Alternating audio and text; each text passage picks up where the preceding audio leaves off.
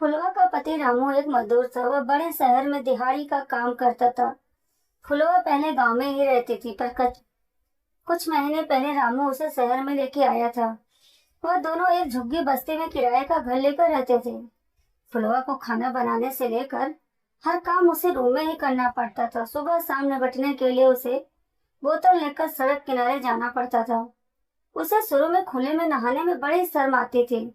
पता नहीं कौन देख ले, पर धीरे धीरे वह इसकी आदी हो गई।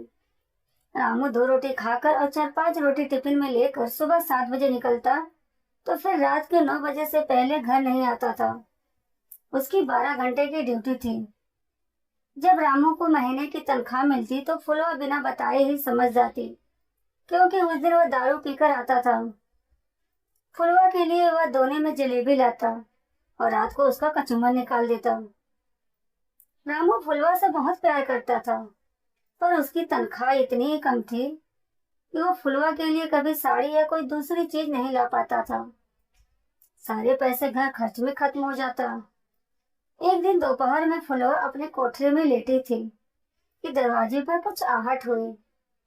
वह बाहर निकली तो सामने एक जवान औरत को देखा। उस औरत ने मुस्कुराकर कहा, मेरा नाम सुमन है, मैं बगल की झुग्गी में ही रहती हूँ। तुम जब से आई हो कभी तुम्हें बाहर निकलते नहीं देखा। मर्द तो काम पर चले जाते हैं, बाहर निकलोगी तभी तो जान पहचान बढ़ेगी। अकेले पड़े पड़े तुम परेशान हो जाओगी। चलो मेरे कमरे पे चलते हैं, वहां चल के बातें करते हैं। फुलवा ने कहा, मैं यहाँ नहीं आई हूँ, किसी को जानती तक नहीं हूँ। अरे कोठरी से निकलोगी तब तो किसी को जानोगी। फुलवा ने अपनी कोठरी में ताला लगाया और सुमन के साथ चल पड़ी। जब वह सुमन की झुग्गी में घुसी तो दंग रह गई। उसकी झुग्गी में 2 कोठरी थी, रंगीन टीवी, फ्रिज, जिसमें से पानी निकालकर उसने फुलवा को पिलाया। फुलवा ने कभी फ्रिज देखा नहीं था, ना ही उसके बारे में सुना था। फुलवा ने कहा, बहन ये कैसी अलमारी है। इस पर सुमन मन ही मन मुस्कुरा दी। उसने कहा, यह अलमारी नहीं फ्रिज है। इसमें खाने पीने की कोई चीज हफ्तों तक रखो तो खराब नहीं होती है। पानी ठंडा रहता है, बर्फ जमा सकते हैं इसमें। पिछले ही महीने तो पूरे 15,000 रुपए में लिए। फुलवा ने हैरानी से पूछा, बहन तुम्हारे आदमी काम क्या करते हैं। सुमन ने कहा, वही जो तुम्हारे आदमी करते हैं, बगल वाली कपड़े के फैक्ट्री में मजदूर है। पर उनकी कमाई से यह सब नहीं है, मैं भी तो काम करती हूँ। यहाँ रहने वाली ज्यादातर औरतें काम करती हैं, नहीं तो घर नहीं चले। इतने कम पैसे से घर चलाना मुश्किल है बहन। मैं तो कहती हूँ कि तुम भी कहीं काम पकड़ लो। काम करोगी तो मन भी लगा रहेगा और हाथ में 2 पैसे भी आएंगे। पर मुझे क्या काम मिलेगा, मैं तो अनपढ़ हूँ। तो मैं कौन सी पढ़ी लिखी हूँ, किसी तरह दस्तखत कर लेती हूँ। यहाँ अनपढ़ों के लिए भी काम की कमी नहीं है। तुम चौका बर्तन तो कर सकती हो, ऐसे काम कोठरियों में खूब मिलते हैं और पैसे भी अच्छे मिलते हैं।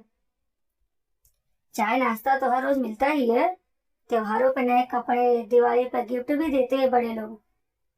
आज मैं अपनी कमाई से ही 2 बच्चों को प्राइवेट स्कूल में पढ़ा रही हूँ। इनकी कमाई तो झुग्गी के किराए, राशन और दारू में ही खर्च हो जाती है। क्या मुझे भी काम मिलेगा। फुलवा ने जल्दी से पूछा, करना चाहोगी तो कल से ही काम मिलेगा। जहाँ मैं काम करती हूँ उसके बगल में रहने वाली कोठरी की मालकिन काम वाले के बारे में पूछ रही थी। वे एक बड़े स्कूल में पढ़ाती है। उनके आदमी वकील हैं, 2 बच्चे भी हैं, लेकिन जो माँ के साथ ही स्कूल जाते हैं। मैं आज शाम को ही पूछ लूंगी और पैसे की भी बात कर लूंगी। मालिक मालकिन अगर तुम्हारे काम से खुश हुए तो तनख्वाह के अलावा ऊपरी कमाई भी हो जाती है। इस बीच सुमन ने प्लेट में बिस्कुट और नमकीन सजाकर उसके सामने रख दिए। गैस पर चाय चढ़ा रखी थी। चाय पीने के बाद सुमन ने फुलवा से कहा कि चाय तो अभी उसके साथ चले। मैडम 2 बजे तक आ जाती हैं, आज ही बात पक्की कर ले और कल से काम पर लग जाना। सुमन ने यह भी बताया कि हर काम के अलग से पैसे मिलते हैं। अगर सफाई करानी हो तो उसके 300 रुपये, कपड़े भी धुलवाने हो तो उसके अलग से 300 रुपये, और हाँ, अगर सारे काम कराने हो तो कम से कम 2000। सुमन कपड़े बदलने लगी। उसने फुलवा से कहा, चल तू भी कपड़े बदल ले, पैसे की बात मैं करूंगी। चाय नाश्ता तो बनाना जानती होगी? हाँ दीदी, मैं सब जानती हूँ, मीट मछली भी बना लेती हूँ, फुलवा ने कहा। उसका दिल खुशी से उछल रहा था। अगर वह महीने में 2000 कमाएगी तो उसकी सारी परेशानी दूर हो जाएगी। फुलवा तेजी से अपनी झुग्गी में आई। नई साड़ी पहनी और नया ब्लाउज भी। पैरों में वही प्लास्टिक की लाल चप्पल थी। उसने आंखों में काजल लगाया और सुमन के साथ चल पड़ी। फुलवा थी तो सांवली, पर जोबन उसका गदराया हुआ था और नए नक्श बड़े तीखे थे। गांव में ना जाने कितने मर्द उस पर मरते थे, पर उसने किसी को हाथ लगाने नहीं दिया। इस मामले में वह बड़ी पक्की थी। रास्ते में सुमन ने कहा, बहन, अगर तुम्हारा काम बन गया तो मैं महीने की पहली पगार का आधा हिस्सा लूंगी। यहाँ यही रिवाज है। सुमन एक कोठे के आगे रुकी। उसने घंटी बजाई तो मालकिन ने दरवाजा खोला। सुमन ने उन्हें नमस्ते किया। फुलवा ने भी हाथ जोड़कर नमस्ते किया। सुमन 2 साल पहले उनके घर भी काम कर चुकी थी। गेट खोलकर अंदर जाते ही सुमन ने कहा, मैडम जी, मैं आपके लिए काम वाली बाई लेकर आई हूँ। अच्छा, बाई तो बड़ी खूबसूरत है, पहले कहीं काम किया है? मैडम ने फुलवा से पूछा। सुमन ने जवाब दिया, अभी गांव से आई है, पर हर काम जानती है। मीट मछली तो ऐसी बनाती है कि खाओगे तो उंगलियां चाटती रह जाओ। मेरे इलाके की है, इसीलिए मैं आपके पास लेकर आई हूँ। अब आप बताओ कि कितने काम कराने हैं? मैडम ने कहा, देख सुमन, काम तो सारे ही कराने हैं। सुबह का नाश्ता और दिन में लंच तैयार करना होगा। रात का डिनर मैं खुद तैयार कर लूंगी। कपड़े धोने ही पड़ेंगे, साफ सफाई, बर्तन पोछा, यही सारे काम हैं। सुबह जल्दी आना होगा। मैं 7:30 बजे तक घर से निकल जाती हूँ। इसके बाद मैडम ने मोल भाव किया और पूछा, कल से काम करोगी? मैं कल से ही आ जाऊंगी। जब काम करना ही है तो कल क्या और परसों क्या? फुलवा ने कहा। रात में जब रामू घर लौटा तो फुलवा ने उसे सारे राम कहानी सुनाई। रामू ने कहा, यह तो ठीक है कि तू काम पर जाएगी, पर कोठरियों में रहने वाले लोग बड़े घटिया होते हैं, काम वालियों पर बुरी नजर रखते हैं। यह सुमन बड़ी खेली खाई औरत है। जिन कोठरियों में काम करती है वहां मर्दों को फांस कर वह खूब पैसे ऐंठती है। ऐसे ही नहीं, इसके पास फ्रिज और महंगी महंगी चीजें हैं। इस पर फुलवा ने कहा, मुझ पर कोई हाथ ऐसे ही नहीं डर लगा सकता। गांव में भी मेरे पीछे कुछ छिछोरे लगे थे, पर मैंने किसी को घास नहीं डाली। एक दिन दोपहर में मैं कुएं से पानी भरने गई थी। जेठ की दोपहरी में रास्ता एकदम सुनसान था। तभी ना जाने कहां से बाबू साहब का लड़का आ टपका और अचानक उसने मेरा हाथ पकड़ लिया। मैंने उसे ऐसा धक्का दिया कि कुएं में गिरते गिरते बचा और फिर भाग ही खड़ा हुआ। मैं दबने वाली नहीं हूँ, पर मैंने बात कर ली है। दुनिया में बुरे भले हर तरह के लोग हैं।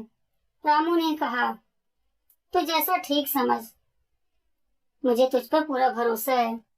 दूसरे दिन फुलवा सुबह जल्दी उठी और सुमन को साथ लेकर 6 बजे तक कोठी पर पहुंच गई। मालकिन ने उसे सारा काम समझाया। फुलवा ने जल्दी से पोछा लगा दिया, गैस जलाकर चाय भी बना दी। तू भी समय से नाश्ता कर लेना, चाहो तो बाथरूम में नहा भी सकती हो। साहब निकल जाए तो कुछ कपड़े हैं, उन्हें धो लेना। थोड़ी देर में फुलवा साहब के लिए चाय बनाने चली गई। ठक की आवाज कर वह कमरे में आ गई और बेड के पास रखी छोटी मेज पर ट्रे को रख दिया। साहब ने फुलवा को गौर से देखा और कहा, देखना बाहर अखबार डाल गया होगा, जरा लेती आना।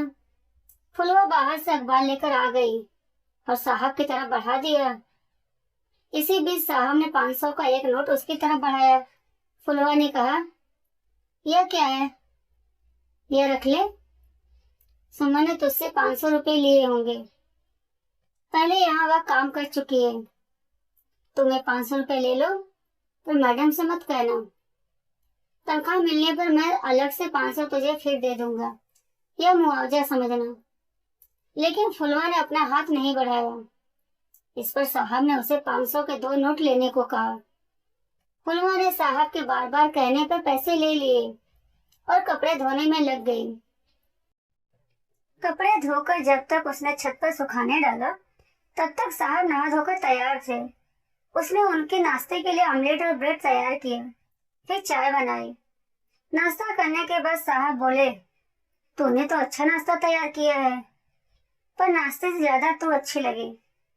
साहब के बात सुनकर फुलवा का मन भी डोल गया और चाय देते समय उसने जानबूझकर ब्लाउज का बटन ढीला कर दिया और ओढ़नी नीचे रख दी। अब मैं चलता हूँ। किसी चीज की जरूरत हो तो मुझसे कहना, संकोच करने की जरूरत नहीं है। साहब ने उसे टेलीविजन खोलना और बंद करके दिखाया और अपना बैग फुलवा को पकड़ा दिया। बैग लेकर फुलवा उनके पीछे पीछे कार तक गई। साहब ने उसके हाथों से बैग लिया। ना जाने कैसे साहब की उंगलियां उसके हाथों से छू गई। फुलवा भी 2 सेकंड के लिए रोमांचित हो उठी। उसका भी मन बेईमान होने लगा। साहब के जाने के बाद फुलवा ने गेट बंद किया। फिर वह कोठे के अंदर आई और दरवाजा बंद कर वह नहाने के लिए बाथरूम में गई। ऐसा बाथरूम उसने अपनी जिंदगी में पहली बार देखा था। तरह तरह के साबुन, तेल की शीशियां और शैम्पू की शीशी, बड़े बड़े आईना। फुलवा को लगा कि वह किसी दूसरी दुनिया में आ गई है।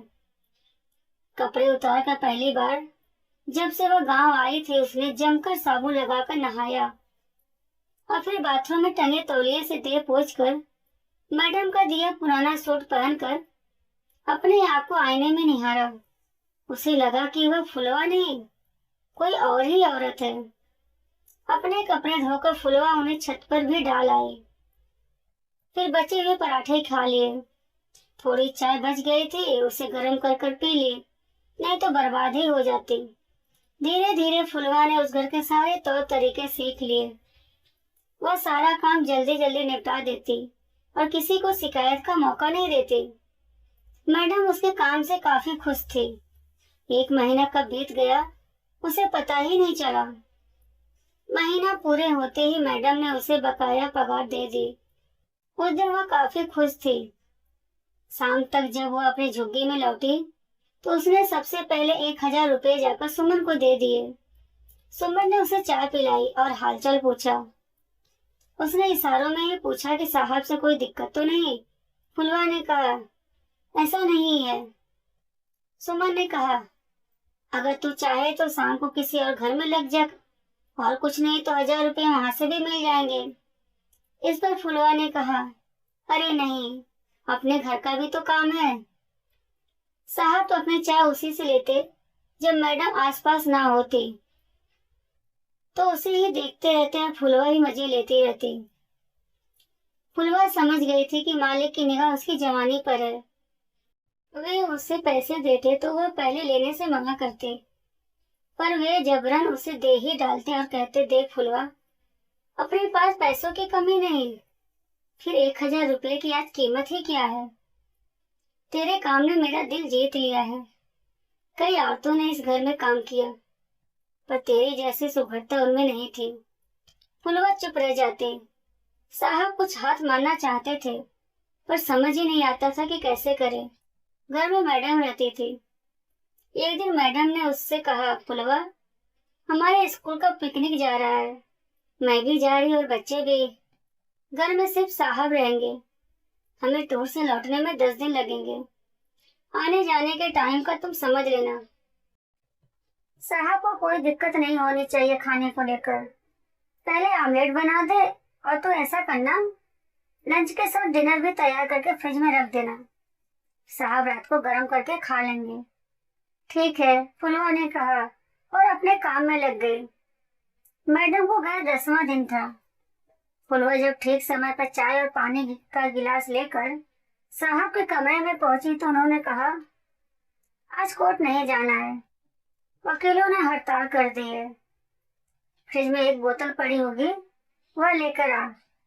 मैं थोड़ी ब्रांडी लूंगा, मुझे ठंड लग गई है। फुलवा रसोई में ऑमलेट बनाने चली गई। ऑमलेट बनाकर उसे प्लेट में रखकर वह साहब के कमरे में गई तो वे वहां नहीं थे। उसने सोचा कि शायद बाथरूम गए होंगे। साहब तब तक वहां आ गए थे। वाह फुलवा, वाह, तूने तो फटाफट काम कर दिया। तू बड़ी अच्छी है। आ, चाय पी। ये ले 1000 रुपए। मनपसंद साड़ी खरीद लेना। किस बात के पैसे साहब? पगार तो मैं लेती ही हूँ।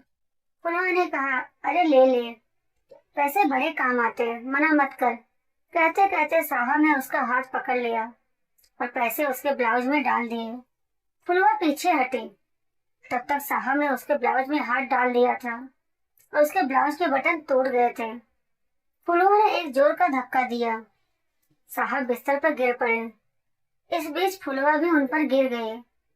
फुलवा ने एक जोरदार चुम्मा गाल पर लगाया और बोली, साहब 15,000 और दो। देखो मैडम और बच्चों के साथ आ रही हैं। तू तो बड़ी तेज है रे। मैडम को देखकर तू तो वसूली करने लगी। तू तो गिरगट से भी तेज है। मौका मिलते ही तूने रंग बदल लिया। साहब ने कहा, तो साहब आपने भी तो वही किया। मौका मिला तो मुझ पर हाथ डालने की कोशिश की। आप में और मेरे में फिर फर्क क्या है? साहब ने कहा, चल ठीक है फुलवा, पहले तो जल्दी से यहाँ से निकल। मैडम ने देख लिया तो तेरी नौकरी तो जाएगी, लेकिन मेरा क्या होगा यह मैं भी नहीं जानता। और अपना पूरा पर्स उसे पकड़ा दिया। पर्स लेकर फुलवा किचन में जाकर काम करने लगी और अपनी वसूली से खुश हो रही थी। अब तो रोज का हो गया था फुलवा और साहब का, कभी 5,000 तो कभी 10,000।